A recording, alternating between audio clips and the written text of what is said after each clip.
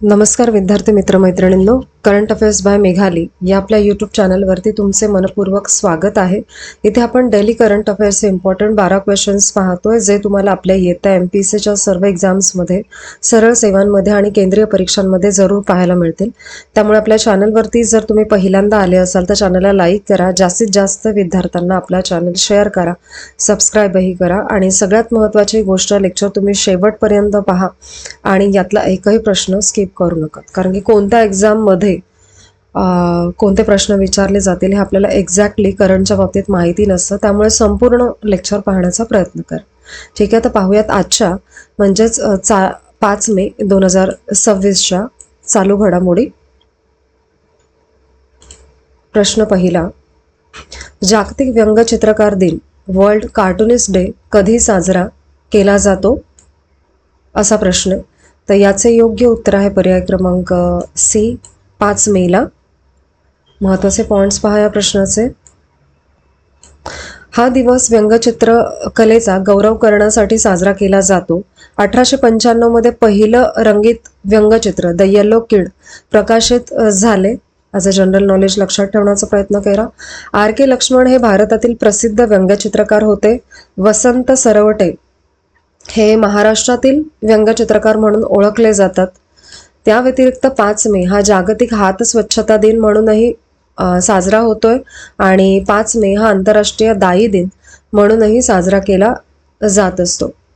ठीक आहे, पुढील प्रश्न दुसरा, भारत कंबोडिया संयुक्त सराव सीनबॅक्स 2 2026 कुठे आयोजित केला जात आहे. तर याचे योग्य उत्तर आहे पर्याय क्रमांक बी, कंबोडिया येथे. महत्त्वाचे पॉइंट्स पहा.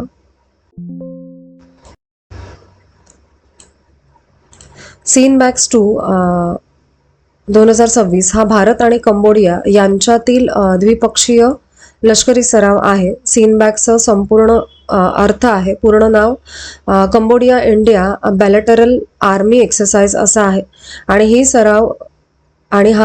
ही सरावाची दुसरी आवृत्ती आहे, हे लक्षात ठेवा. आणि हा सराव 4 ते 17 मे 2026 दरम्यान आयोजित केला आहे. हा सराव इंडियन आर्मी आणि रॉयल कंबोडियन आर्मी यांच्यात होत आहे आणि सीनबॅक्स 2 2026 हा भारताच्या डिफेन्स, डिप्लोमसी आणि रिजनल सिक्युरिटी कोऑपरेशनचा भाग असणार आहे. जरा एक मिनिट हा.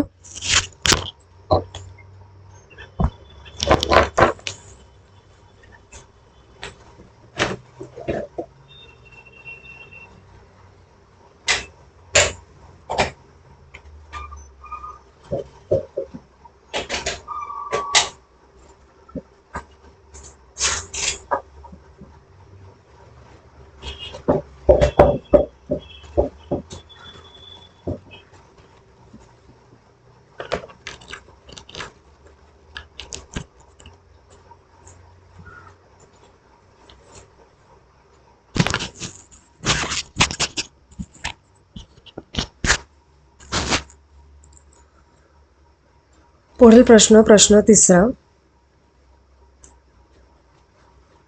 महाराष्ट्र ऑलिम्पिक असोसिएशनच्या अध्यक्षपदी कोणाची बिनविरोधी निवड झाली आहे, असा प्रश्न आहे. तर याचे योग्य उत्तर आहे पर्याय क्रमांक बी, मुरलीधर मोहोळ यांची. महत्त्वाचे पॉइंट पहा या प्रश्नाचे. महाराष्ट्र ऑलिम्पिक असोसिएशनच्या अध्यक्षपदी मुरलीधर मोहोळ यांची बिनविरोधी निवड झालेली आहे. ही निवड रिक्त झालेल्या अध्यक्षपदासाठी करण्यात आली. हे पद अजित पवार यांच्या निधनानंतर रिक्त झालेले होते आणि सध्या ही जी सभा आहे त्याच्या संबंधी ती शिवछत्रपती क्रीडा संकुलात आयोजित करण्यात आली होती आणि यापूर्वी मुरलीधर मोहोळ हे उपाध्यक्ष होते, हे लक्षात ठेवा. आणि सुनेत्रा पवार यांचे नाव अध्यक्षपदासाठी चर्चेत होते, परंतु सुनेत्रा पवार नुकत्याच खो खो असोसिएशन मार्फत सदस्य झालेल्या होत्या, त्यामुळे त्यांची निवड न होता मुरलीधर मोहोळ यांची निवड झालेली आहे. पुढील प्रश्न चौथा, POET म्हणजे पॅरनल सोलार एक्सप्रेसो टेलिस्कोपने पहिले यशस्वी निरीक्षण म्हणजे फर्स्ट लाईट कुठे साध्य केलेले आहे. तर या प्रश्नाचे योग्य उत्तर आहे पर्याय क्रमांक बी, चिली येथे. महत्त्वाचे पॉइंट्स पहा. POET ने फर्स्ट लाईट 5 मे 2026 रोजी चाचण्यांदरम्यान साध्य केले आहे आणि POET ने फर्स्ट लाईट पॅरनल ऑब्झर्वेटरी येथे आहे आणि POET हा दिवसा सूर्यनिरीक्षणासाठी तयार केलेला दूरदर्शक आहे, हे लक्षात ठेवा मुख्यत्वे. आणि मुख्य दुर्बीण सनस्पॉट सारख्या विशिष्ट सौर प्रदेशांचे निरीक्षण करते. ही प्रणाली पोर्तुगालमधील युनिव्हर्सिटी ऑफ पोर्टो च्या सेंट्रल ॲस्ट्रोफिजिक्स मधून दूरस्थपणे नियंत्रण केली जाते. आणि POET चा उद्देश आहे तारकांच्या प्रकाशातील बदलांचा अभ्यास करणे, हे लक्षात घ्या. पुढील प्रश्न 5वा. स्टार्टअप कडप्पा उपक्रम कोणत्या राज्यात सुरू करण्यात आलेला आहे? तर याचे योग्य उत्तर आहे पर्याय क्रमांक C, आंध्र प्रदेश या राज्याचा हा उपक्रम आहे. महत्त्वाचे पॉइंट्स पहा याचे. स्टार्टअप कडप्पा हा आंध्र प्रदेश जिल्ह्यातील जिल्हास्तरीय उद्योजकता उपक्रम आहे. कडप्पा हा रायलसीमा प्रदेशात स्थित आहे सध्या आणि या उपक्रमाचा उद्देश हा युवा आधारित उद्योगांना प्रोत्साहन देणं आणि स्टार्टअप कडप्पा स्टार्टअप्स, फ्रीलान्सर्स आणि MSMEs साठी मुख्यत्वे आहे. आणि हा हब जो आहे, ह्या हबची इमारत ही 30,000 स्क्वेअर फीट क्षेत्रावरती विकसित केली जात आहे आणि ह्या हबची क्षमता जवळजवळ 400 पेक्षा जास्त लोकांसाठीची असणार आहे. प्रकल्पाची एकूण किंमत जी आहे ती 12 कोटी इतकी लागणार आहे किंवा त्याच्यावरती खर्च होणार आहे आणि हा उपक्रम P4 मॉडेल अंतर्गत विकसित केला जात आहे. स्टार्टअप कडप्पा कार्यक्रम जून-जुलै 2026 दरम्यान सुरू होण्याची शक्यता आहे. पुढील प्रश्न 6वा. महाराष्ट्र राज्य महिला आयोगाच्या अध्यक्षपदासाठी सध्या कोणत्या नावाची चर्चा सर्वाधिक होत आहे? तर याचे योग्य उत्तर आहे पर्याय क्रमांक B, मीरा बोरवणकर यांच्या.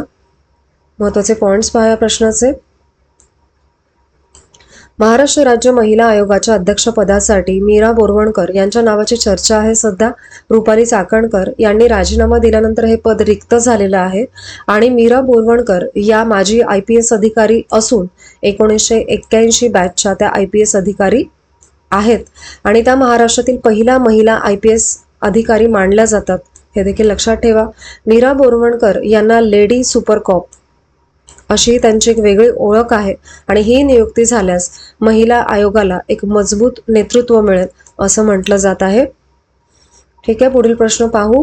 प्रश्न आहे 7वा. EPC म्हणजे युरोपियन पॉलिटिकल कम्युनिटी शिखर परिषदेत सहभागी होणारा पहिला गैर युरोपियन देश कोणता आहे? तर या प्रश्नाचे योग्य उत्तर आहे पर्याय क्रमांक B, कॅनडा. महत्त्वाचे पॉइंट्स पहा. कॅनडा हा EPC परिषदेत सहभागी होणारा पहिला गैर युरोपियन देश ठरलाय आणि EPC ही योजना 2022 मध्ये करण्यात आली. EPCची स्थापना रशियाच्या युक्रेनवरील आक्रमणानंतर झालेली आहे आणि EPC हा राजकीय संवादासाठीचा महत्त्वाचा मंच मानला जातो आणि EPCचे सदस्य देशांमध्ये UK, तुर्की, नॉर्वे, स्वित्झर्लंड यांचा समावेश होतो आणि 8वी EPC 4 मे 2026 रोजी आयोजित झालेली आहे. कॅनडाने EU सदस्यत्व घेण्यास नकार दिला या दरम्यान आणि EPC परिषद ही युरोपमधील सहकार्य आणि संवाद वाढवण्यासाठीची महत्त्वाची संस्था आहे, हे लक्षात ठेवा. महत्त्वाचे पॉइंट्स याचे झालेले आहेत. पुढील प्रश्न 8वा. The book of daily brilliance 111 days to transformation या पुस्तकाच्या लेखिका कोण आहेत असा प्रश्न आहे. तर याचे योग्य उत्तर आहे पर्याय क्रमांक D, पामेला पूजा करपलाणी असं त्यांचं नाव आहे. महत्त्वाचे पॉइंट्स पहा या प्रश्नाचे. या पुस्तकाच्या लेखिका पामेला पूजा करपलाणी या आहेत आणि हे पुस्तक हार्पर कोलिन्स पब्लिकेशन इंडियाद्वारे प्रकाशित केलं गेलेलं आहे. प्रकाशन लक्षात ठेवण्याचा प्रयत्न करा. या पुस्तकाचा प्रकार नॉन फिक्शन सेल्फ हेल्प मधला आहे, कॅटेगरीमधला आहे आणि पुस्तकाचे प्रकाशन 24 एप्रिल 2026 रोजीच झालेलं आहे. आणि पुस्तकाचा उद्देश आहे आध्यात्मिक आणि मानसिक परिवर्तन घडवणं. पुस्तकामध्ये relationship, self worth, love, pain आणि अबंडन्स यांसारख्या विषयांचा समावेश आहे. ठीक आहे. आणि हार्पर कॉलिन्स इंडिया हा पब्लिशर ऑफ द इयर ने पुरस्कार याला बहुतेक वेळा मिळालेला आहे. पुढील प्रश्न 9वा. भारत फायर सेफ्टी वीक कोणत्या कालावधीत साजरा केला जात आहे भारतात? तर याचे योग्य उत्तर आहे पर्याय क्रमांक बी, 4 ते 10 मे 2026. महत्त्वाचे पॉइंट्स पहा. भारतात फायर सेफ्टी वीक 4 ते 10 मे 2026 दरम्यान साजरा केला जात आहे. हा उपक्रम ministry of health and family वेलफेअरद्वारे राबवला जात आहे. विभाग लक्षात ठेवा. आणि हा उपक्रम संपूर्ण भारतातील आरोग्य संस्थांमध्ये राबवला जातोय. आणि फायर सेफ्टीमध्ये प्रिव्हेन्शन, डिटेक्शन, इव्हॅक्युएशन आणि रिस्पॉन्स यांचा समावेश होतो. आणि आपत्कालीन परिस्थितीमध्ये एमर्जन्सी एक्झिट्स आणि इव्हॅक्युलेशन्स प्लॅन महत्त्वाचे असतात, याद्वारे दर्शवलं जाईल. आणि 2026ची थीम आहे सेफ स्कूल, सेफ हॉस्पिटल्स आणि fire safety aware society. Theme लक्षात ठेवण्याचा प्रयत्न करा. पुढील प्रश्न 10वा. जागतिक स्तरावरती जीवाश्म इंधनांचा वापर पूर्णपणे कमी करण्याचं प्रमुख लक्ष्य कोणत्या वर्षापर्यंत गाठायचं ठरवलं? तर याचे योग्य उत्तर आहे पर्याय क्रमांक सी, 2050 पर्यंत असं त्याचं उत्तर असणार आहे.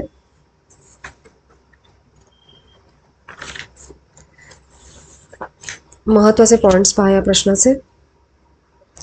जागतिक स्तरावरती जीवाश्म इंधन फेज आउटचं लक्ष्य 2050 पर्यंत ठेवलेलं आहे. या उद्देशाचा संबंध नेट झिरो इमिशनशी आहे. नेट झिरोचा उद्देश आहे जागतिक तापमान 1.5 सेल्सिअस पर्यंत मर्यादित ठेवणं. आणि जीवाश्म इंधनामध्ये कोळसा, तेल आणि गॅस यांचा समावेश होतो. आणि फ्रान्सने 2050 पर्यंत fossil fuel phase out roadmap जाहीर केलेला आहे त्यांचा.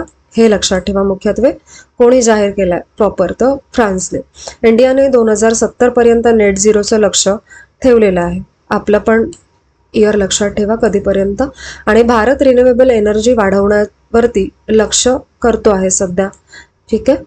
पुढील प्रश्न 11वा.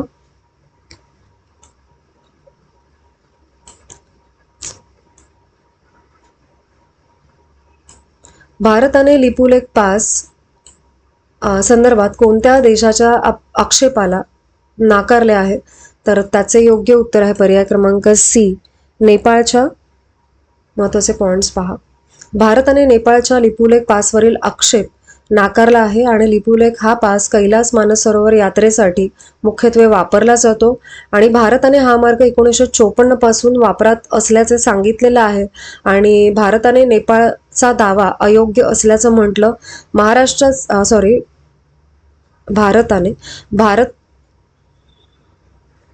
भारताचे परराष्ट्र मंत्रालयाचे प्रवक्ते रणधीर जयस्वाल हे आहेत. हे लक्षात ठेवा हा पॉइंट. आणि हा मुद्दा सीमावादाशी संबंधित आहे. भारताने एकतर्फी सीमा विस्तार अमान्य असल्याचे स्पष्ट केले या दरम्यान. आणि लिपुलेख पास हा भारत आणि नेपाळ चीन सीमेजवळचा महत्त्वाचा भाग आहे. आणि भारताने नेपाळशी रचनात्मक संवाद ठेवण्याची भूमिका सध्या घेतलेली आहे या मुद्द्यावरती. पुढील प्रश्न 12वा आणि आजचा आपला शेवटचा प्रश्न. व्हाईट हाऊसने इराण शांतता चर्चेसाठी सल्लागार म्हणून सध्या कोणाची नियुक्ती केली आहे? तर याचे योग्य उत्तर आहे पर्याय क्रमांक ए, निक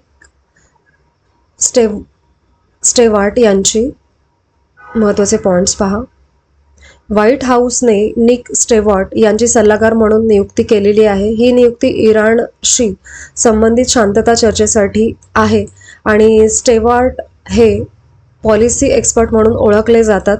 आणि स्टेवार्ट यांनी यापूर्वी US स्टेट डिपार्टमेंटमध्ये काम केलं.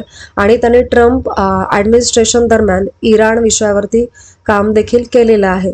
आणि ही नियुक्ती व्हाईट हाऊस स्तरावरती करण्यात आलेली असून US आणि इराणमधील संबंध तणावपूर्ण आहेत यासाठीची ही मुख्यत्वे महत्त्वाची नियुक्ती आहे. तर आजचे आपले 5 मे 2026चे डेली करंट अफेअर्स पाहून झालेले आहेत. लेक्चर शेवटपर्यंत पहा, ही एक रिक्वेस्ट आहे. आणि आजचं लेक्चर तुम्ही शेवटपर्यंत पाहिलेत त्याबद्दल थँक्यू सो मच.